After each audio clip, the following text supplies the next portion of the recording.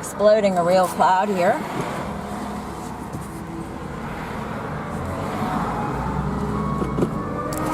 You know, the horrible thing is that people think this is natural and normal.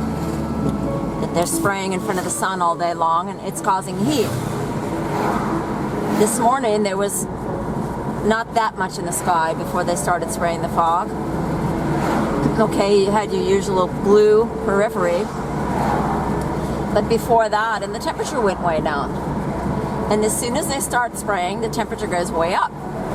But people cannot make this connection, and the only reason can be because of their deep hypnotic programming. That's why we're in this. And, you know, the Lord God Almighty is not going to save anybody who doesn't realize that they need to be saved. If you cry out to the Lord God Almighty, He will answer you every time. But if people think this is normal, natural, and even wonderful, what is He supposed to do? Please wake up